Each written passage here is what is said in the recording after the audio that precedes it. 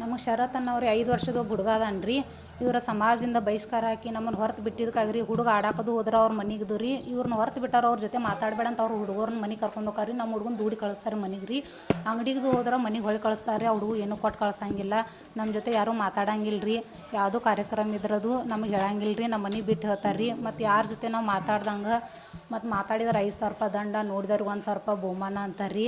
ಮತ್ತು ಏನೋ ಒಂದು ಫಂಕ್ಷನ್ನ ಕಾರ್ಯಕ್ರಮ ಇದ್ದರೂ ನಮ್ಗೆ ಹೇಳಂಗಿಲ್ಲ ರೀ. ಮತ್ತು ಈ ಥರ ಎಲ್ಲ ಟಾರ್ಚರ್ ಮಾಡಿ ಪ್ರಾಬ್ಲಮ್ ಮಾಡಿದ್ರೆ ನಾವು ಈ ಊರಾಗ ಹೆಂಗೆ ಬದುಕೋದ್ರಿ. ಇವ್ರನ್ನ ಈ ಊರು ಬಿಡಿಸ್ಬೇಕು, ಮನೆ ಬಿಡಿಸ್ಬೇಕು ಅಂತಾರೆ ಇವ್ರು ರೀ.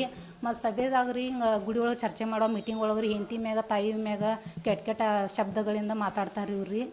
ಮತ್ತು ಇವ್ರ ಸಲುವಾಗಿ ಮೆಂಟಲಿ ಟಾರ್ಚರ್ ಮಾಡತ್ತಾರೆ. ಇವ್ರ ಸಲುವಾಗಿ ನಾವು ಮನೆ ಬಿಟ್ಟು ಗಂಡ ಹೆಂಡತಿ ಬೆಳಗಾಂದವು ಬಾಡಿಗೆ ಇದೀವಿ ರೀ.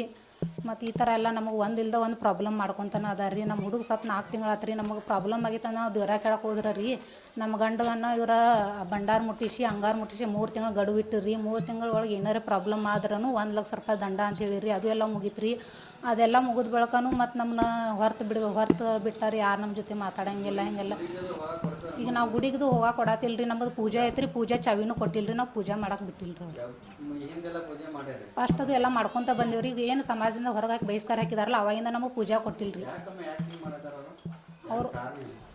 ಅದರೆಲ್ಲ ನಮ್ಮ ಹುಡುಗ ತಿರ್ಕೊಂಡಿದ್ದಕ್ಕೆ ಅದು ಪ್ರಾಬ್ಲಮ್ ಆಗಂತಲೇ ಅವ್ರಿಗೆ ಪ್ರಶ್ನೆ ಮಾಡಿದ್ದು ಗಟ್ಟಿಗಚ್ಚಿ ಕೇಳಿದಕ್ಕೆ ರೀ. ಇವ್ರನ್ನ ಏನೂ ಕೇಳ್ದಂಗೆ ಅವ್ರು ಮಾಡಿದ್ದು ಎಸ್ ಅಂದ್ರೆ ಅಷ್ಟೇ ರೀ ಚಲೋ ಅಂತಾರೆ ರೀ. ಅವ್ರು ಏನಾರು ಪ್ರಶ್ನೆ ಮಾಡಿದ್ರೆ ಅವ್ರನ್ನ ಬಹಿಷ್ಕಾರ ಹಾಕಿ ಹೊರಗಿಡೋದು ರೀ.